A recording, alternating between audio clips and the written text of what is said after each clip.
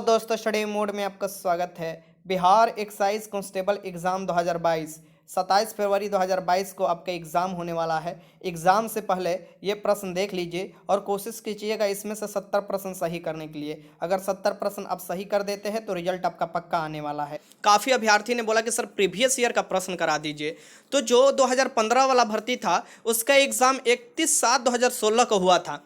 तो ये जो 100 प्रश्न है 31/7/2016 वाला मैं आपको सॉल्व करा रहा हूँ। क्वेश्चन के साथ मैं सॉल्यूशन भी बताते चलूँगा और इसी टाइप से आपके प्रश्न आने वाले हैं एग्जाम में। तो प्रश्न ध्यानपूर्वक देखिएगा, जो भी एक्स्ट्रा फैक्ट होगा वो भी मैं आपको बता दूंगा। ठीक है, टोटल 100 प्रश्न है और सभी प्रीवियस ईयर का ही प्रश्न है, जो कि 31/7/2016 को आपका बिहार उत्पाद कांस्टेबल का जो भर्ती हुआ था उसका ही है। तो चलिए शुरुआत करते हैं। पहला क्वेश्चन है कि जिसका कोई शत्रु पैदा ही ना हुआ हो कहलाता है। एक शब्द में बताना है, अनेक शब्दों के लिए एक शब्द होता है ना, वहीं आपको कि जिसका कोई शत्रु पैदा ही ना हुआ हो वो क्या कहलाता है? अजात शत्रु कहलाता है। पहले के आंसर बी हो जाएगा। क्वेश्चन नंबर 2 देखिए, धन को व्यर्थ ही खर्च करने वाला होता है। धन को व्यर्थ ही खर्च करने वाला क्या होता है? तो अपव्ययी होता है। ठीक, ये याद रखिएगा। 2 के आंसर हो जाएगा डी। क्वेश्चन नंबर 3 देखिए, जिसका हस्ताक्षर नीचे अंकित है, यहाँ पर देखिए इसके लिए क्या होगा? जिसका हस्ताक्षर नीचे अंकित है उसके लिए एक शब्द आपको बताना है, तो हो जाएगा अधो हस्ताक्षरकर्ता।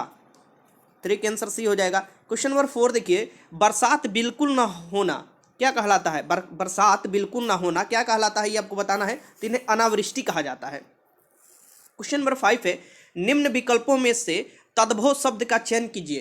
तद्भव शब्द इसमें से क्या है? जैसे तत्सम, तद्भव, देशज, विदेशज शब्द मैं आपको पढ़ाया हूँगा। यहाँ पर आपको बताना है कि इसमें से तद्भव शब्द कौन सा होगा, तो ये होगा अंडी। बाकी अब देखिए अंत्र, अंध्र, अंगुष्ठ ये आपको तत्सम में आते हैं। बाकी अंडी जो आ जाएगा ये तद्भव शब्द हो जाएगा। क्वेश्चन नंबर 6 देखिए, बहती गंगा में हाथ धोना का सही अर्थ क्या होगा? मुहावरा लोकीतिया आपको पढ़ने को मिलेगा। इसमें बहती गंगा में हाथ धोना का सही अर्थ क्या होता है? अवसर का लाभ उठाना। ठीक, 6 के आंसर डी। क्वेश्चन नंबर 7 है कि निम्नलिखित में कौन सा शब्द स्त्रीलिंग नहीं है? कौन सा शब्द है जो कि स्त्रीलिंग नहीं है, ये आपको बताना है। तो ये दिन जो होगा ये स्त्रीलिंग नहीं है, डी हो जाएगा 7 के आंसर। क्वेश्चन नंबर 8 देखिए, निम्नलिखित में कौन सा शब्द हंस का पर्यायवाची है? हंस का पर्यायवाची शब्द इसमें से कौन होगा? तो मराल जो होगा ये हंस का पर्यायवाची शब्द होगा। ठीक, 8 के आंसर सी हो जाएगा। क्वेश्चन नंबर 9 देखिए, choose the word which is synonym of word given in bold letter. इसका आपको इवोक का साइनोनिम आपको बताना है। तो इसका मतलब होता है कॉल फोर्थ, कॉल भी होता है। 9 के आंसर क्या हो जाएगा? सी हो जाएगा, कॉल फोर्थ। क्वेश्चन नंबर 10 देखिए, choose the word which is antonym of word given in bold letter. ये आपको बताना है कि इनहेल का आपको एंटोनिम, इसकी विपरीतार्थक शब्द क्या होगा? इनहेल का विपरीतार्थक शब्द आपको बताना है। 10 है। तो इनहेल मीन्स होता है ब्रीथिंग इन, मतलब सांस लेना होता है। एक्सहेल मतलब आपको छोड़ना एक तरफ से हो जाएगा। तो यहाँ पर क्या होगा? एक्सहेल हो जाएगा। ठीक, क्वेश्चन नंबर 11 के fill in the blanks with correct word. He is blind his own fault. He is blind बताना है, इसमें क्या होगा? आपको प्रीपोजिशन के यूज कीजिए, हो जाएगा he is blind to his own fault. 11 के आंसर ए हो जाएगा। क्वेश्चन नंबर 12 देख लीजिए, यहाँ पर दिया है 12 और 13 जो है, which is flowing word has wrong spelling. Wrong spelling इसमें से कौन किसका है, ये आपको बताना है। रॉन्ग दिया हुआ है, स्पेल आपको रॉन्ग देना है। तो देखिए फेंस का यहाँ पर रॉन्ग जो दिया हुआ है, कैसे? तो फेंस का क्या होता है? तो यहाँ पर जो ई दिया हुआ है यहाँ पर क्या होगा? ए होगा। FANCE होता है, FANCE होता है फेंस का। ठीक, तो ये सही होता है। तो 12 के आंसर ए हो जाएगा, गलत दिया है जो आपको बता रहा हूँ। क्वेश्चन नंबर 13 देखिए, क्वेश्चन नंबर 13 में क्या गलत है? तो ये डिस्टिंग्विश जो होता है ऐसे नहीं होता है। इसका मीनिंग जो होता है ये होता है आपको DISTINGUISH होता है। ठीक, तो ये आपको याद रखिएगा, ये इसका स्पेलिंग होता है। तो ये वाला गलत दिया है, तो इसका आंसर ए हो जाएगा। बाकी नीचे आप देखिए, इसमें से आपको कौन सा गलत है वो पार्ट आपको चूज करना है। एरर पार्ट आप पढ़े होंगे प्रपोजिशन में। तो ये बेसिक क्वेश्चन पूछा जाता है, घबराने की जरूरत नहीं है। अब पूरा पढ़िएगा आपको तब समझ में आ जाएगा। पीपल शुड नॉट बी, ये तो बात सही है, ये वाला जो इसमें कोई गलती नहीं है। मिसगाइडेड फ्रॉम द पॉलिटिशियन नहीं होता है, बाय द पॉलिटिशियन होता है, पॉलिटिशियन द्वारा होता है। ठीक, फ्रॉम पॉलिटिशियन, पॉलिटिशियन से नहीं, पॉलिटिशियन द्वारा मतलब राजनीतिक जो राजनेता उनके द्वारा होता है। तो यहाँ बाई हो जाएगा। तो यही आपको जो बी वाला हो जाएगा, यहाँ पर ये वाला आपको जो पार्ट है ये गलत दिया है। तो 14 के आंसर क्या हो जाएगा? यहाँ पर बी हो जाएगा। Question number 15, as a nation we just don't knew how to value our culture and. यहाँ पर देखिए ये जो है, यहाँ पर आपको क्या होगा? ये जब पढ़िएगा, ये यहाँ per hour culture and treasure दिया हुआ है, तो 15 को आपको क्या लगाना होगा? देखिए यहाँ पर आप देखिए ये तो सही दिया है, as a nation we just didn't knew आपको यहाँ पर आपको देखना है, यहीं पर आपको गलती है, तो बताइए यहाँ पर कौन सा गलती होगा। यहाँ पर गलती क्या आपको दिया हुआ है, तो यहाँ पर देखिए न्यू न्यू नहीं होना चाहिए, यहाँ पर देखिए न्यू दिया हुआ डिडंट के साथ न्यू, यहाँ पर क्या होना चाहिए, नो होना चाहिए। ठीक, आपको नो होना चाहिए, ये याद रखिए, NOW होगा, यहाँ पर न्यू नहीं होगा। यहाँ पर देखिए ये वाला गलत दिया हुआ है, तो इसलिए इसका भी आंसर बी हो जाएगा। आगे देखिए यहाँ से सामाजिक विज्ञान स्टार्ट होता है। आपको हिंदी से इंग्लिश से मिलाकर 15 प्रश्न पूछे जाते हैं, जिसमें हिंदी के 8 प्रश्न होते हैं और 7 जो होता है वो इंग्लिश के प्रश्न होता है बेसिक ग्रामर से। बाकी देखिए सामाजिक अध्ययन से देख लीजिए कौन कौन से क्वेश्चन पूछे जाते हैं। जैसे पूछेगा कि भारत का संविधान कब अपनाया गया, भारत का संविधान कब अपनाया गया, ये क्वेश्चन पूछा हुआ है। तो ये 26 जनवरी 1949 को संविधान बन गया था और इसके प्रावधान अपना लिए गए थे, लेकिन संविधान जो पूरी तरीके से लागू हुआ था ये 26 जनवरी 1950 को हुआ था। तो ये पूछता कि संविधान पूरी तरीके से कब लागू हुआ था, 26 जनवरी 1950 को लागू हुआ था, लेकिन 26 नवंबर 1949 को संविधान बन गया था और कुछ प्रावधान इसका अपना भी गया था। ठीक, 16 के आंसर सी हो जाएगा। क्वेश्चन नंबर 17 देखिए, भारतीय राजनीति में कार्यपालिका किसके अधीनस्थ होता है, कार्यपालिका किसके प्रति जवाबदेह या अधीनस्थ होता है, तो ये विधायिका के प्रति होता है। 17 का आंसर क्या हो जाएगा, बी। क्वेश्चन नंबर 18 देखिए, संविधान लागू होने के समय निम्न आदर्शों में से किसके प्रस्तावना में सम्मिलित नहीं था। जो प्रस्तावना है प्रम्बल है उसमें कौन सा इसमें से सम्मिलित नहीं था, तो इस समाजवादी, पंथ निरपेक्ष और अखंडता, ये 3 शब्द जो जोड़े गए हैं आपको मूल प्रस्तावना में नहीं थे। ये 42वें संविधान संशोधन 1976 द्वारा जोड़ा गया था। ये याद रखिएगा, 42वें संविधान संशोधन को मिनी कॉन्स्टिट्यूशन भी बोला जाता है। इसका आंसर क्या हो जाएगा, सी हो जाएगा। क्वेश्चन नंबर 19 देखिए, भारत के संविधान के मौलिक कर्तव्यों को किस वर्ष सम्मिलित किया गया। मूल संविधान में मौलिक कर्तव्य नहीं था, मौलिक कर्तव्य 42वें संविधान संशोधन 1976 द्वारा जोड़ा गया था। और जब जोड़ा गया था ये सोर्स समिति की सिफारिश पर जोड़ा गया था और उस समय 10 मौलिक कर्तव्य जोड़ा गया था, लेकिन 11वां मौलिक कर्तव्य 2002 में जोड़ा गया था 86 अमेंडमेंट द्वारा, जो कि आपको अभी होगा। मौलिक कर्तव्यों की संख्या 11 है और यूएसएसआर के संविधान से लिया गया है, यूएसएसआर के संविधान से प्रावधान से लिया गया। तो इसका आंसर क्या हो जाएगा, 1976 में 42वें संविधान संशोधन द्वारा। क्वेश्चन नंबर 20 देखिए, जस्टिस अल्तमस कबीर के पश्चात भारत के मुख्य न्यायाधीश कौन बने। ये देखिए, ये अभी आपको बस याद रखिएगा, इसका आंसर जरूरी नहीं है यहाँ पर याद ही आप कर ले। 20 का आंसर हो जाएगा जस्टिस पी शताशिवम। आगे देखिए क्वेश्चन नंबर 21 देखिए, बर्जियान संप्रदाय है, बर्जियान जो आपको बर्जियान जो संप्रदाय है, वर्जियान, ये वर्जियान जो संप्रदाय है ये किससे संबंधित है, तो ये बौद्धों से संबंधित है। 21 का आंसर क्या हो जाएगा, ए हो जाएगा। क्वेश्चन नंबर 22 देखिए, राज त्रिरंगनी के लेखक कौन है। जो राज त्रिरंगनी है पुस्तक, इसके लेखक कौन है ये आपको बताना है। तो ये कलहड़ जो है ये राज त्रिरंगनी के लेखक है। राज त्रिरंगनी कश्मीर के इतिहास के बारे में बताता है। क्वेश्चन नंबर 23 देखिए कि वंदे मातरम के रचयिता कौन है। वंदे मातरम का रचयिता बताना है, तो ये है बंकिम चंद्र चटर्जी। जो हमारा राष्ट्रीय गीत है वंदे मातरम, और हमारा राष्ट्रीय गान जन गण मन है, जिसका रचयिता रविन्द्रनाथ टैगोर है। ठीक, क्वेश्चन नंबर 24 देखिए, गालिब थे, गालिब क्या थे। गालिब का बार बार क्या सुनते हैं, तो कवि थे। एक आपको इनका पोएट भी सुनने में मिलता होगा गालिब का। क्वेश्चन नंबर 25 देखिए, होनसांग ने किसके शासनकाल में भारत की यात्रा की थी। होनसांग ने हर्षवर्धन के शासनकाल में किया था, तो 25 का आंसर बी हो जाएगा। क्वेश्चन नंबर 26 देखिए, निम्नलिखित में कौन सी नदी का उद्गम अमरकंटक से होता है। जो अमरकंटक है वहां से उद्गम आपको बताना है, इसमें से कौन सी नदी का होता है, तो ये होता है नर्मदा नदी, और ये रिफ्ट वैली से होकर जाकर अरब सागर में गिरती है, तो 26 का आंसर बी हो जाएगा। क्वेश्चन नंबर 27 देखिए, नाथुला पास राज्य में स्थित है। जो नाथुला पास है ये किस राज्य में स्थित है ये आपको बताना है, तो यह है सिक्किम स्थित। सिक्किम क्षेत्रफल की दृष्टि से नहीं, जनसंख्या की दृष्टि से सबसे छोटा राज्य है सिक्किम। क्षेत्रफल की दृष्टि से सबसे छोटा राज्य कौन सा हो जाएगा, गोवा हो जाएगा। 27 का आंसर सी हो जाएगा, नाथुला पास यहीं पर है। क्वेश्चन नंबर 28 देख लीजिए, 28 का कह रहा है कि चार मीनार स्थित है। चार मीनार कहाँ पर स्थित है ये आपको बताना है, तो यह है आपको हैदराबाद में। हैदराबाद सिकंदराबाद को जुड़वा शहर भी बोला जाता है। क्वेश्चन नंबर 29 देखिए, डल झील स्थित है।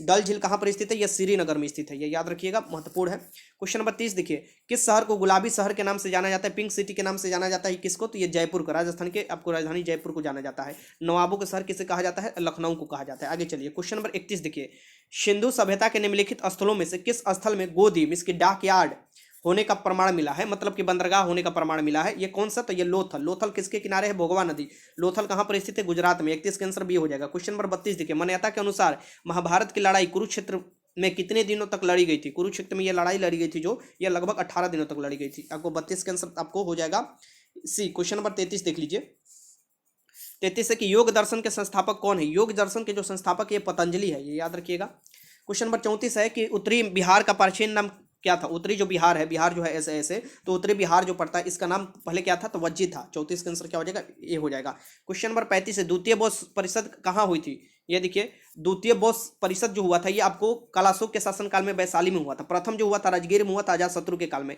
जो द्वितीय देखिए, प्रथम हुआ था राजगिरी में अजातशत्रु के कार्यकाल था, कलाशोक के शासनकाल में द्वितीय वैशाली में हुआ था, तृतीय पाटलिपुत्र में हुआ था अशोक के शासनकाल में, और कुंडलगन कश्मीर में आपको हुआ था जो वो कनिष्क के शासनकाल में हुआ था, चतुर्थ बौद्ध संगीति। क्वेश्चन नंबर 36 देखिए, चौसा चौसा की लड़ाई में शेर शाह ने किसको हराया था? चौसा के जो लड़ाई हुआ था इसमें शेर शाह ने किसको हरा दिया था? तो ये हुमायूं को हरा दिया था, हुमायूं को। और शेर शाह का मुकाबला सासाराम में इसी थे, सासाराम बिहार में। क्वेश्चन नंबर 37 देखिए, निम्नलिखित पेशवाओं में से नाना साहेब के रूप में कौन लोकप्रिय था? निम्नलिखित जो पेशवा थे उनमें से नाना साहब के नाम से कौन से लोकप्रिय था, ये आपको बताना है। तो इसका आंसर हो जाएगा बालाजी बाजीराव, ये आपको, ठीक। तो 37 का आंसर सी हो जाएगा। क्वेश्चन नंबर 38 देखिए, क्वेश्चन नंबर 38 देखिए यहाँ पर है कि किस ब्रिटिश जनरल ने पोटोनाओ में हैदर अली को हराया था? पोटोनाओ में हैदर अली को हराया गया था, इनके द्वारा। ये कौन है? सर आयर कूट थे। तो 38 का आंसर क्या हो जाएगा यहाँ पर? डायरेक्ट आपको लगा लेना होगा बी। क्वेश्चन आगे देखिए, क्वेश्चन नंबर 39 देखिए, प्रार्थना समाज के संस्थापक कौन थे? जो प्रार्थना समाज है इसके संस्थापक कौन थे? तो ये थे आपको आत्माराम पांडुरंग, आत्माराम पांडुरंग। 39 का आंसर सी हो जाएगा। क्वेश्चन नंबर आपको देखिए 40, ब्रिटिश साम्राज्य के अधीन नियुक्त भारत का प्रथम वायसराय कौन था? ब्रिटिश सम्राट के देखिए अधीन नियुक्त भारत का प्रथम वायसराय आपसे पूछ रहा है, तो ये हो जाएगा लॉर्ड कैनिंग, ठीक। लॉर्ड कैनिंग हो जाएगा, ये ध्यान में रखिएगा, क्योंकि आपको जानते हैं कि 1857 के युद्ध के बाद 1858 का एक्ट आता है, और जो वायसराय होते थे बंगाल के, जो मतलब भारत के वायसराय, जो आपको माफ कीजिएगा, जो भारत के गवर्नर जनरल होते थे, अब उन्हें क्या बना दिया? वायसराय का नाम दे दिया गया, ठीक। ये ध्यान में रखिएगा।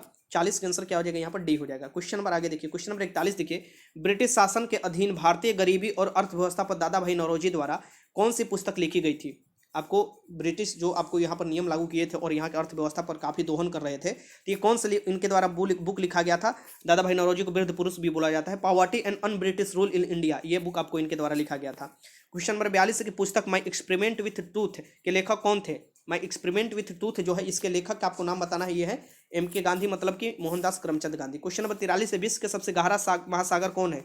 तो विश्व का सबसे बड़ा महासागर, विश्व का सबसे गहरा महासागर, और ये सब जो है ये है प्रशांत महासागर। इसका आकार ओ आकार का है, अटलांटिक महासागर का आकार एस आकार का है, हिंद महासागर का बी आकार का है, और आर्कटिक महासागर का डब्ल्यू आकार का, ये भी ध्यान में रखिएगा। क्वेश्चन नंबर 44 देखिए, पृथ्वी के कुल सतह का लगभग कितने प्रतिशत भाग जलमंडल में शामिल है? जलमंडल है, यहाँ पर जल है, कितने परसेंट आपको भाग पर, यह बताना है 70% भाग पर, ठीक। आगे देखिए, क्वेश्चन आगे देखिए 45 देखिए, अपनी धुरी पर पृथ्वी के घूर्णन की दिशा होती है। अपनी धुरी पर पृथ्वी कैसे घूमता है? तो ये घूमता है, आपको बताना है कैसे।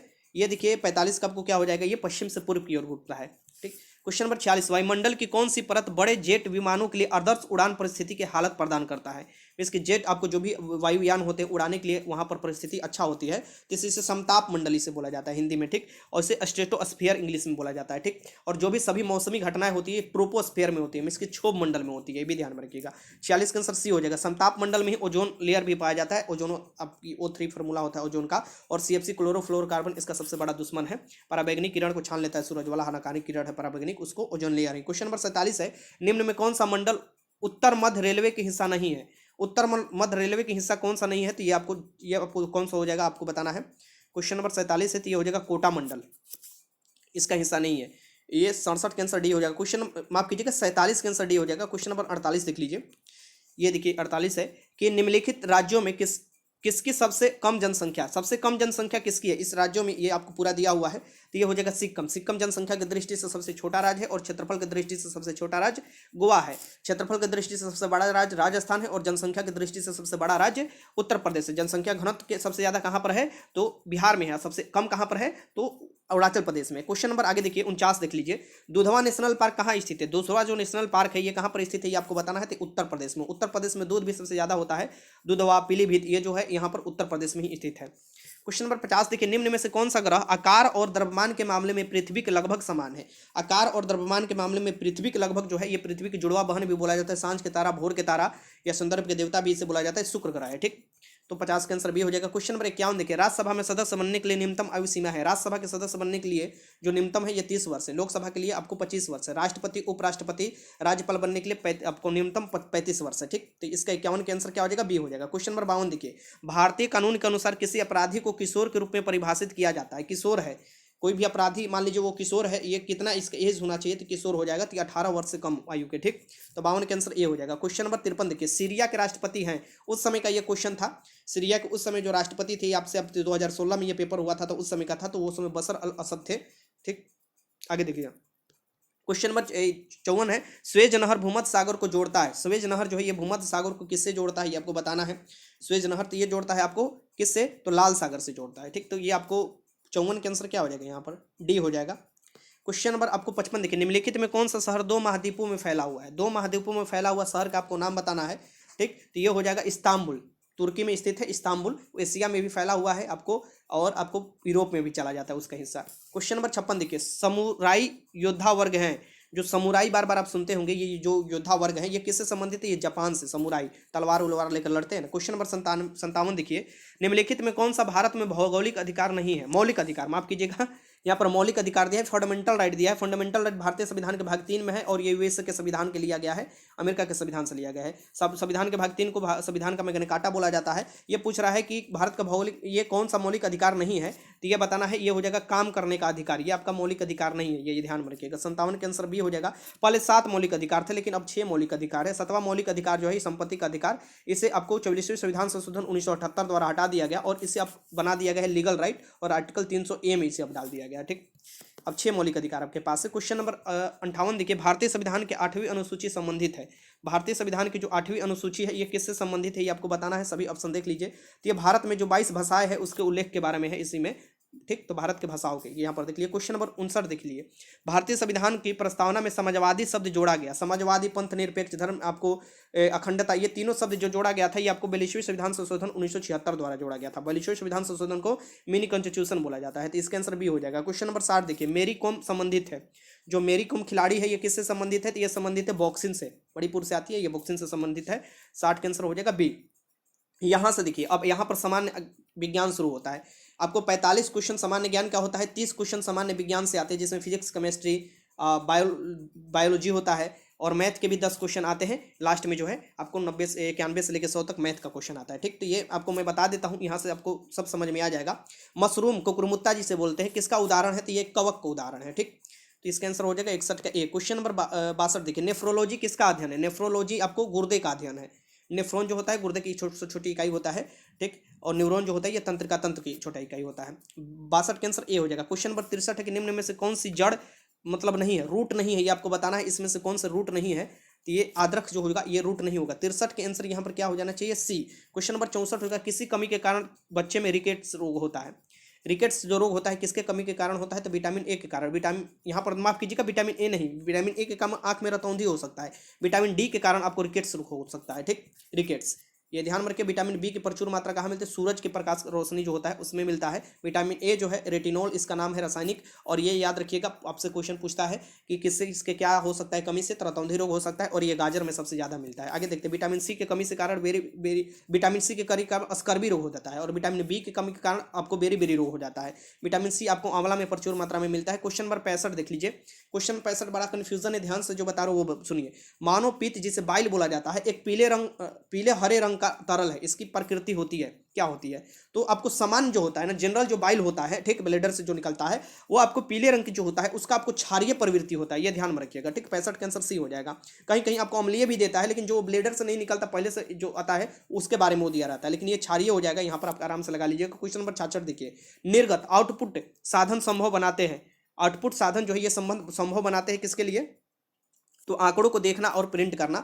तो 66 के यहाँ पर आंसर ए हो जाएगा। आगे देखिए, क्वेश्चन नंबर 67 देखिए, निम्न में कौन सा हार्डवेयर का उदाहरण नहीं है? तो हार्डवेयर कौन सा नहीं उदाहरण है? तो एक्सेल हार्डवेयर का उदाहरण नहीं है, सॉफ्टवेयर है। 67 के आंसर डी हो जाएगा। क्वेश्चन नंबर 68 देख लीजिए, निम्न में से कौन सा एक छोटे सिग्नल साइट नेटवर्क के लिए संदर्भित करता है? तो लोकल आपको नेटवर्क के लिए आपको ये संदर्भित जो करता है ये हो जाएगा LAN, लैन जिसे बोला जाता है। क्वेश्चन नंबर 69 देख लीजिए कि एम्पियर किसकी इकाई है? जो एम्पियर इकाई है ये किसकी है? तो ये विद्युत धारा की इकाई है। तो 69 के आंसर क्या हो जाएगा? यहाँ पर बी हो जाएगा। आगे देखिए, क्वेश्चन नंबर 70, निम्न में से कौन सी सदिश मात्रा है? कौन सी सदिश राशि है? मतलब कि वेक्टर क्वांटिटी है। तो परिबल जो हो जाएगा ये सदिश है, बाकी यहाँ पर स्केलर क्वांटिटी में इसकी अदिश राशि हो जाएगा। तो 70 का आंसर ए हो जाएगा। क्वेश्चन नंबर 71 देखिए, परमाणु के नाभिक में सम्मिलित होते हैं। जो परमाणु होता है उसके नाभिक में क्या होता है? तो परमाणु के नाभिक में प्रोटॉन न्यूट्रॉन होता है, और इलेक्ट्रॉन जो ऋण आवेशित होता है ये चारों तरफ चक्कर लगाता है। जो प्रोटॉन होता है वो घन आवेशित होता है, न्यूट्रॉन पर कोई आवेश नहीं होता है। तो नाभिक में आपको न्यूट्रॉन और प्रोटॉन होता है। तो इसका आंसर सी हो जाएगा। क्वेश्चन नंबर 62 देखिए, न्यूटन के पहले सिद्धांत को यह भी कहते हैं, मींस कि न्यूटन के जो फर्स्ट लॉ है उसे एक और नाम से जाना जाता है, उसे जड़त्व के सिद्धांत से जाना जाता है, या गैलीलियो के सिद्धांत के नाम से भी जाना जाता है। इसका आंसर क्या हो जाएगा? जड़त्व के सिद्धांत, बी हो जाएगा इसका आंसर। क्वेश्चन नंबर 73 देखिए, हेमेटाइट किसका अयस्क है? हेमेटाइट किसका अयस्क है? तो ये लोहा का अयस्क है। 73 के आंसर यहाँ पर डायरेक्ट आपको क्या लगाना होगा? ए। क्वेश्चन नंबर 74 देखिए, निम्न में से कौन सी अक्रिय गैस नहीं है? इसमें से बताना है कौन सी अक्रिय गैस नहीं है। क्वेश्चन नंबर 74 है, तो ये जो हाइड्रोजन हो जाएगा ये अक्रिय नहीं होगा, बाकी सभी अक्रिय गैस है। ठीक, क्वेश्चन नंबर 75 देखिए, निम्न में से कौन सी हास्य गैस के रूप में जानी जाती है? नाइट्रस ऑक्साइड जो है ये हास्य गैस, लाफिंग गैस के रूप में जाना जाता है, N2O जिसका फॉर्मूला होता है। तो 75 का आंसर डी हो जाएगा। क्वेश्चन नंबर 76, चिली सीरा जिसे साल्ट पीटर किसका समान रूप है? चिली सीरा या साल्ट पीटर जिसका समान रूप है, ये आपको बताना है। अटाकामा मरुस्थल में भी ये सब पाया जाता है। ये सोडियम नाइट्रेट है, ठीक। इसका आंसर क्या हो जाएगा? ए हो जाएगा। क्वेश्चन नंबर 77 देखिए, अत्यधिक किण्वन से आप क्या समझते हैं? अत्यधिक किण्वन करने का मतलब क्या है, ये आपको बताना है। तो अत्यधिक किण्वन से जो होता है, यह हाइड्रोजन बनता है, इसकी अपशिष्ट जल में ईंधन के रूप में हाइड्रोजन उत्पन्न करने की पद्धति है आपको कौन से अत्यधिक किण्वन। क्वेश्चन नंबर 78 है कि इंटरनेट में किस टाइप के स्विचन का प्रयोग किया जाता है? इंटरनेट में किस टाइप के स्विचन का प्रयोग किया जाता है, ये आपको बताना है, ठीक। ये किया जाता है आपको पैकेट। 78 के आंसर क्या हो जाएगा? सी। क्वेश्चन नंबर 79 देखिए, कंकाल की मांसपेशियों की अनुमानित संख्या कितनी होती है? शरीर में लगभग मांसपेशियों की जो अनुमानित संख्या होता है ये 700 के करीब होता है। मतलब लगभग में आपको ये दिया हुआ है, तो लगभग ही आपको लगाना होगा। क्वेश्चन नंबर 80 देखिए, पारिस्थितिकी तंत्र शब्दावली किसने दिया था? इसकी इकोसिस्टम शब्द जो दिया गया था, किसके द्वारा पारिस्थितिकी तंत्र दिया गया था? पारिस्थितिकी तंत्र, ठीक, इकोलॉजी के, ये आपको बताना है किसके द्वारा दिया गया था। तो एजी टंसले द्वारा, ऑप्शन के अकॉर्डिंग 80 का आंसर सी हो जाएगा। क्वेश्चन नंबर 81, कोशिका की खोज की गई थी। कोशिका की खोज रॉबर्ट हुक ने किया था। कोशिका की ऊर्जा गृह माइटोकॉन्ड्रिया को बोला जाता है। 81 के आंसर ए हो जाएगा। क्वेश्चन नंबर 82, पेनिसिलिन की जैव प्रतिरोधी गुणधर्मों की खोज की गई। पेनिसिलिन एक एंटीबायोटिक है और इसकी जो जैव प्रतिरोधी गुणधर्मों की खोज किया गया था, ये अलेक्जेंडर फ्लेमिंग द्वारा किया गया था। 82 के आंसर सी हो जाएगा। क्वेश्चन नंबर 83 की हाइड्रोफोबिया किससे संबंधित है? जो हाइड्रोफोबिया है ये कुत्ते के काटने से संबंधित है और ये पानी से डर लगने लगता है, इसे ही रेबीज बोला जाता है, ठीक। तो 83 के आंसर सी हो जाएगा। क्वेश्चन नंबर 84 है, निम्नलिखित में कौन सा जहर है? साइनाइड का नाम सुने हैं ना, इसका फॉर्मूला यही होता है, कैसियन, ठीक। पोटेशियम साइनाइड इसका फॉर्मूला होता है। ये बहुत ही खतरनाक जॉब है, जहर है, जॉब नहीं जहर है, ठीक। 84 के आंसर भी हो जाएगा।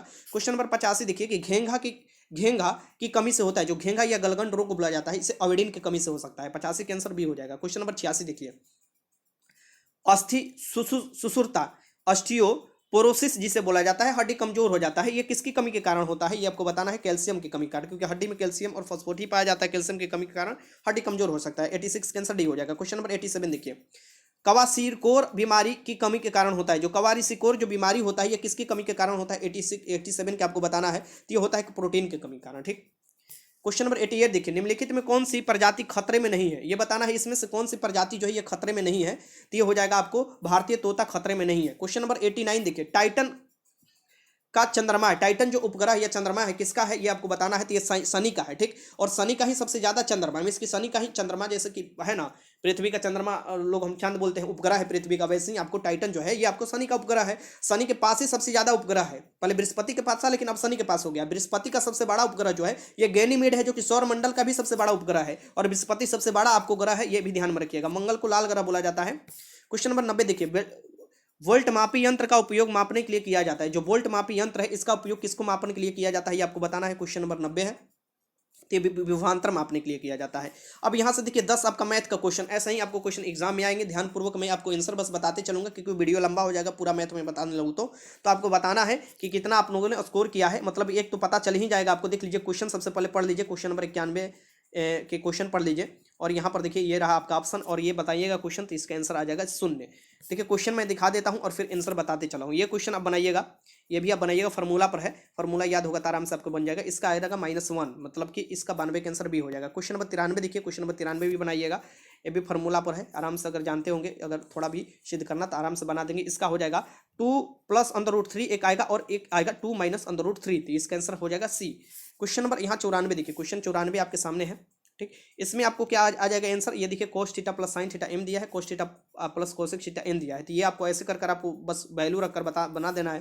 तो ये आपको आ जाएगा 2m आ जाएगा, ठीक। तो इसके आंसर 94 का डी हो जाएगा। क्वेश्चन नंबर 95 देखिए, बहुत इंटरेस्टिंग क्वेश्चन है, ये आप बनाइएगा, आराम से क्वेश्चन बन जाएगा, इसका आंसर ए निकल कर आ जाएगा, ठीक। क्वेश्चन नंबर 96 देख लीजिए, क्वेश्चन नंबर 96 की, यदि एक गोले की त्रिज्या 2 सेंटीमीटर बढ़ाया जाता है और उसका सतह क्षेत्रफल 352 सेंटीमीटर बढ़ जाता है, तो गोले की त्रिज्या प्रारंभ में कितनी थी? प्रारंभ में कितनी थी आपको बताना है गोले की त्रिज्या। क्वेश्चन नंबर 96 है, ये आपके सामने ऑप्शन है। तो गोले की त्रिज्या प्रारंभ में 6 सेंटीमीटर थी। क्वेश्चन नंबर 97 देखिए, दो संख्याओं का अनुपात 3:4 है और उनका महत्तम संप्रपर्तक जो है 15 है, तो संख्याओं का योग क्या होगा ये आपको बताना है। तो आपको संख्या निकाल लेना है, रेशियो में दिया हुआ है 3, अब 4 के रेशियो में और दे रहा है, इसका महत्तम संप्रपर्तक आपको 15 दे रहा है, तो आराम से निकाल सकते हैं, क्वेश्चन बन सकता है इजिली। इसका आ जाएगा 105, दोनों संख्याओं का योग। क्वेश्चन नंबर 98 देखिए, एक दुकानदार एक वस्तु की कीमत उसकी वास्तविक लागत से 30% अधिक नियत करता है। यदि वह उसे अंकित मूल्य पर 10% की छूट पर बेचता है तो लाभ कितना होगा, ये आपको बताना है। तो इसके आंसर भी निकल कर आपको आ जाएगा बी, 17%। क्वेश्चन नंबर 99 देखिए, क्वेश्चन 99 है कि यदि किसी चक्रीय चतुर्भुज की 3 अभ्यंतर जो कोण मतलब दिया हुआ है, इसका अनुपात इतना है, तो चौथे कोण का मान आपको बताना है। ठीक, तो तीनों आपको चारों कोण मिलाकर 360 डिग्री होता है, ये तीनों का दिया हुआ है, तीनों को जोड़कर रेशियो में चौथा आपको एक्स मान लीजिए, निकल जाएगा यहाँ से वैल्यू, यहाँ पर जो निकल कर वैल्यू आएगा, ये पूछ रहा है कि चौथे कोण का मान कितना हो जाएगा, तो ये आपको 72 डिग्री निकल कर आ जाएगा। क्वेश्चन नंबर 100 देखिए, और आज के ये लास्ट क्वेश्चन है। यहाँ पर देखिए कि यदि 25% कुर्सियों की लागत मूल्य 30 कुर्सियों के विक्रय मूल्य के बराबर है तो हानि प्रतिशत ज्ञात कीजिए। तो हानि प्रतिशत यहाँ पर आपको ज्ञात करना है। देखिए ठीक, बताइए क्या हो जाएगा। तो यहाँ पर 16 सही 2/3 यहाँ परसेंट जो होगा हानि हो जाएगा। ठीक, तो इसका आंसर हो जाएगा 100 के आंसर ए। टोटल मैंने 100 क्वेश्चन कराया और यही ही क्वेश्चन आपके आया था। ठीक है, ऐसा ही क्वेश्चन आपके एग्जाम में आएगा भी, तो ऐसे ही क्वेश्चन मैं आपको कराऊंगा भी। अब आप लोगों को बताना है कि मैं कब से सेट स्टार्ट कर दूं। ठीक, आप लोगों को बताना है, डेट बताना है, कल से स्टार्ट करूं, परसों से स्टार्ट करूं। डेली एक सेट मैं आपको उपलब्ध करा दूंगा सिलेबस पे अकॉर्डिंग, आपको जो भी सिलेबस किया गया है, ठीक, उसके अकॉर्डिंग। और ये जो है, ये क्या है, बिहार पुलिस उत्पाद जो है, इस भर्ती परीक्षा जो हुआ था 31/7/2016, इसका ही मैंने आपको पूरा कराया। ठीक, तो आपको कमेंट बॉक्स में अपना बताना है विचार। वीडियो अच्छा लगा तो लाइक कीजिएगा। वीडियो देखने का आपका बहुत बहुत धन्यवाद।